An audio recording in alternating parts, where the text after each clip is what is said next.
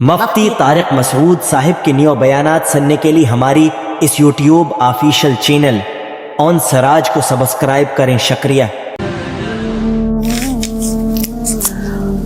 آپ کو معلوم ہے اس سے پہلے والے رکوع میں اللہ تعالیٰ نے اکراہ کے احکام بیان کیے تھے. جو جبر کے ساتھ غیر مسلم ہو جائے، دل میں مسلمان ہو اور زبان سے کلمہ کفر کہہ دے تو اللہ اس کو معاف کر دے گا. پھر اللہ تعالیٰ نے بتایا کہ جو ہجرت کریں، پھر ایمان پر قائم رہیں اور اللہ کے لیے قربانیاں دیں تو اللہ ان کے پچھلے گناہوں کو معاف کر دے گا.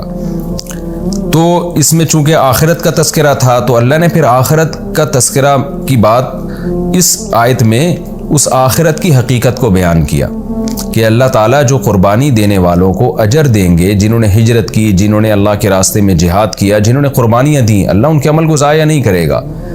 تو یہ اتنا خطرناک دن ہوگا قیامت کا کہ یوم تاتی کل نفس تجادل عن نفسها، جس دن ہر نفس اپنے نفس کی طرف سے بس دفاع میں لگا ہوگا، دوسرے کا خیال نہیں آئے گا.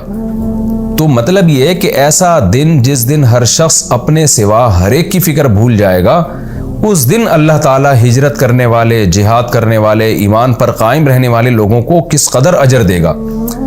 جب ٹینشن کا دن ہوتا ہے نا، اس دن نعمت کی قدر بڑھ جاتی ہے.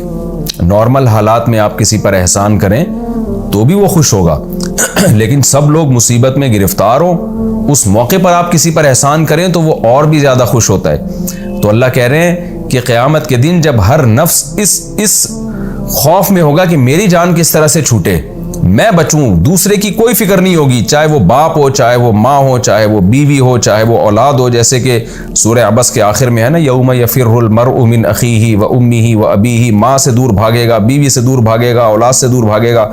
ہر نفس کو فکر ہوگی میری جان بچ جائے کسی طریقے سے.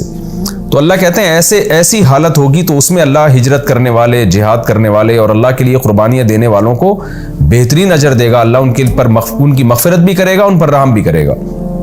تو اس لیے پچھلے رکوع میں یہ مضمون تھا، اگلے رکوع میں اس آیت سے شروع کیا کہ یہ وہ دن ہوگا جس دن ہر نفس اپنی طرف سے، اپنے ہی آپ کی طرف سے بددفاع کرے گا، وہ تو دوسرے کا خیال نہیں کرے گا. وَتُوَفَّى كُلُّ نَفْسٍ مَّا عَمِلَتْ، اور جس نفس نے جو عمل کیا ہوگا اس کو پورا بدلہ اس کا دے دیا جائے گا اور ان پر ظلم نہیں کیا جائے گا. یعنی پوری سزا ملے گی ان کو اور ظلم نہیں ہوگا. جتنا گناہ ہے اس سے زیادہ سزا اللہ نہیں دیں گے ان کو. تو ایسے دن کی تیاری کی ہمیں فکر کرنی چاہیے. اب آگے اللہ تعالیٰ ایک مثال بیان کر رہے ہیں کہ جیسے انفرادی سطح پہ جب کوئی شخص گناہ کرتا ہے تو اس کو سزا ملتی ہے، اور انفرادی سطح پہ ایک شخص نے ہجرت کی، جہاد کیا، اللہ کے لیے قربانیاں دی، اس کو اس کا بہترین بدلہ ملے گا. اسی طرح قومی سطح پہ جب کوئی قوم جرائم کرتی ہے تو سزا بھی پھر قومی سطح پہ ملتی ہے، اور قومی سطح پہ جب کوئی قوم اللہ کی شکر گزار بنتی ہے تو بدلہ بھی اس کو قومی سطح پہ ملتا ہے. یعنی دنیا میں بھی بسا اوقات ایسا ہوتا ہے. تو اس کے لیے اللہ نے ایک بستی کی مثال دی ہے. وَضَرَبَ اللَّهُ مَثَلًا، اللہ بیان کرتا ہے ایک مثال، قَرْيَةً، ایک بستی کی، كَانَتْ آمِنَةً، جو امن والی تھی، مطمئنتاً، بالکل بے خوف تھی، ہر لحاظ سے اطمینان والی، خوش عیشی والی زندگی گزار رہی تھی. تَأْتِيهَا رِزْقُهَا رَغَدًا، چاروں طرف سے، من کلی مکان، ہر طرف سے رزق کی برسات تھی اس بستی کے اوپر. فَكَفَرَتْ بِأَنْعُمِ اللَّهِ، لیکن اس بستی نے اللہ کا شکر ادا کرنے کے بجائے اللہ کی نعمتوں کی ناقدری شروع کر دی. اور ناقدری کیسے کی اس کی تفصیل آگے آ رہی ہے. فَأَذَاقَهَا اللَّهُ لِبَاسَ الْجُوعِ، اللہ نے بھوک کا عذاب چکھایا اور خوف کا عذاب، دشمن مسلط کر دیے، یا اپنے ہی اندر دشمنی ان کو توڑ دیا، اللہ نے دشمنیاں پیدا کر دی، اور بھوک کا عذاب مسلط کر دیا. رزق کی نعمتیں اللہ نے ان سے چھین لی، بما کانوا یصنعون، اس بدعملی کی وجہ سے جو وہ کیا کرتے تھے. یہ کون سی بستی ہے، اس کے بارے میں ہمیں کسی صحیح حدیث میں واضح بات نہیں ملتی. اس آیت کی تفسیر میں بہت سے علماء اس طرف گئے ہیں کہ کوئی بھی بستی تھی تو اللہ نے اس بستی کی لوکیشن، اس کی تاریخ کہ وہ کب تھی، یہ ہمیں بیان نہیں کیا. اس کو مبہم رکھا ہے. مبہم اس لیے رکھا ہے کہ تاکہ ایک اصول ہمیشہ سامنے رہے کہ اللہ کا یہ قاعدہ ہے کہ جب کوئی بستی جس پر، یا کوئی قوم جس پر اللہ کی خصوصی نعمتیں برس رہی ہوں، وہ جب اللہ کی نعمتوں کی ناقدری کرتی ہے تو بعض دفعہ دنیا میں بھی عذاب آ جاتا ہے اس کا، اور اللہ ان سے وہ معاشی ترقی چھین لیتے ہیں۔ یہ لازمی نہیں ہے کہ دنیا میں عذاب آئے، اصل تو قرآن سے بار بار پتہ چلتا ہے کہ جزا و سزا کا دن آخرت ہے، لیکن اللہ مثال سے ہمیں سمجھا رہے ہیں کہ ایسا بھی ہوا ہے کہ دنیا میں اللہ نے ان پر بھوک کا اور خوف کا عذاب مسلط کر دیا، تو یہ بھی ممکن ہے۔ اور یہ کب ممکن ہے؟ کہ جب کسی بستی پر رزق کی فراوانی ہو، وہ اللہ کا شکر ادا کرنے کے بجائے ناشکری شروع کر دے۔ تو اور بعض حضرات اس کی طرف گئے ہیں کہ یہ اس سے مراد مکہ ہے، لیکن پھر یعنی مکہ مراد ہے اس سے، کہ مکہ والوں نے پر رزق کی برسات تھی اور تجارت ہوتی تھی ان کی، جیسے لإیلاف قریشن میں کہ گرمیوں میں بھی تجارت، سردیوں میں بھی تجارت، حالانکہ مکہ میں خود کچھ بھی نہیں تھا، لیکن تجارت کی برکت سے وہ اللہ نے بہت زیادہ رزق کی فراوانی بھی دی ان کو، اور بے خوف بھی تھے کیونکہ حرم امن کی جگہ تھی۔ لیکن پیغمبر کی انہوں نے نافرمانی کی، نبی صلی اللہ علیہ وسلم ان کے پاس آئے اور انہوں نے جھٹلایا، تو عذاب نے ان کو پکڑ لیا۔ وہ عذاب کیا تھا؟ یعنی بھوک کا عذاب اور خوف کا عذاب۔ بھوک کا عذاب کیا تھا؟ کہ مسلمانوں سے دشمنی ہوئی، پھر تجارتی قافلے بے خوف، یعنی ان کو خطرہ ہوا کہ مسلمان حملہ کریں گے ہمارے اوپر، ایک خامخواہ کی دشمنی مول لی انہوں نے، یعنی حق کی مخالفت میں اتنی ضد اور ہٹ دھرمی کہ اپنی تجارت کا بھی بیڑا غرق کیا، اور پھر مسلمانوں سے جنگیں شروع ہوئیں تو ایک خوف بھی مسلط ہو گیا، تو وہ امن بھی اللہ نے چھین لیا۔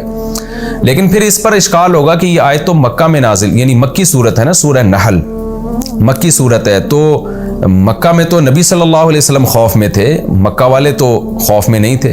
تو بعض علماء اس کے قائل ہیں کہ عین ممکن ہے کہ یہ والی آیت مدینہ میں نازل ہوئی ہو، ایسا پاسبل ہے کہ سورت جو ہے وہ مکہ کی ہو لیکن اس کی چند آیتیں مدینہ میں نازل ہوئی ہوں۔ لیکن زیادہ مضبوط بات یہی معلوم ہوتی ہے کہ چونکہ سورت مکی ہے تو زیادہ یہی ہے کہ جب ایک سورت مکی ہے تو غالب یہی ہے کہ ساری آیتیں اس کی مکہ میں ہی نازل ہوئی ہیں، تو اس لیے زیادہ مضبوط بات یہی معلوم ہوتی ہے کہ اس سے مراد خاص مکہ نہیں ہے، بلکہ کوئی پہلے زمانے میں کوئی بستی گزری ہوگی جس کو اللہ نے بڑی نعمتیں دیں، وہ بڑے شکر گزار، یعنی بڑی نعمتوں میں تھے، بڑے اطمینان میں تھے، اور انہوں نے اللہ کی نعمتوں کی ناقدری شروع کر دی۔ ناقدری کیسے کی ہے انہوں نے؟ اللہ کی نافرمانی کرنے لگے ہوں گے، جب رزق کی فراوانی ہوئی تو زنا میں ہو سکتا ہے پڑ گئے ہوں، شراب کباب میں لگ گئے ہوں، تو یہ ساری برائیاں اس سوسائٹی میں آ گئیں، تو پھر اللہ نے کیا کیا؟ اللہ نے ان کو تباہ کیا۔ لیکن قرآن کہتا ہے ہم نے تباہ کرنے سے پہلے پیغمبر بھیجے تاکہ وہ ان کو سمجھائیں کہ تم پر جب اللہ کی رزق کی نعمتیں ہیں تو یہ رزق تمہیں اللہ دے رہا ہے تو اس کا شکر کرو۔ تو قرآن کہتا ہے وَلَقَدْ جَاءَهُمْ رَسُولٌ مِّنْهُمْ، تحقیق ان کے پاس انہی میں سے رسول آئے، اسی قوم میں ہم نے رسول بھیجے جو ان کو سمجھائیں کہ تم جو برائیاں کر رہے ہو، ناشکری ہے یہ اللہ کی، اس برائیوں سے توبہ کرو، لیکن بجائے رسول کو ماننے کے فَكَذَّبُوهُ، انہوں نے رسول کا انکار کیا، فَأَخَذَهُمُ الْعَذَابُ، اور عذاب نے ان کو پکڑ لیا، وَهُمْ ظَالِمُونَ، اور وہ ظلم کرنے والے تھے، یعنی رسول کی نہ مان کر وہ ظالم تھے۔ تو دیکھیں اس سے ہمیں کیا پتہ چلتا ہے کہ بعض دفعہ اللہ بعض خاندانوں کو نوازتے ہیں، بہت معاشی ترقی ہوتی ہے ان میں، تو ان میں علماء جاتے ہیں، اب رسول تو نہیں آ سکتے لیکن علماء انبیاء کے وارث ہیں، حدیث میں آتا ہے، علماء ان کو سمجھاتے ہیں تو وہ تکبر کرنا شروع کر دیتے ہیں۔ جتنا پیسہ آتا ہے نا، بجائے شکر کرنے کے انسان میں بغاوت اور زیادہ پیدا ہوتی ہے۔ غریب آدمی ہم نے دیکھا ہے اللہ کے عام طور پہ زیادہ غریب ہوتا ہے، وہ دین کی بات سن لیتا ہے، جیسے جیسے دولت آتی ہے بجائے اللہ کے قریب ہونے کے اللہ سے اور دور ہونا شروع ہو جاتے ہیں۔ آج تو ہمیں زیادہ تر ایتھیزم دولت مندوں میں نظر آ رہا ہے، پیسہ آتا ہے، عیاشی آتی ہے، پھر مذہب ان کو برا لگنے لگتا ہے، اللہ رسول کی باتیں بری لگنے لگتی ہیں، تو ان لوگوں کو اپنے انجام سے ڈرنا چاہیے۔ آگے اللہ تعالیٰ فرماتا، اچھا اس میں یہ بھی پتہ چلتا ہے کہ اطمینان اور رزق کی فراوانی یہ بھی اللہ کی بہت بڑی نعمت ہے۔ اگر کسی قوم کو اللہ نے معاشی ترقی دی ہے اور امن ہے تو یہ بہت بڑی نعمت ہے، اس کا جتنا شکر ادا کیا جائے کم ہے۔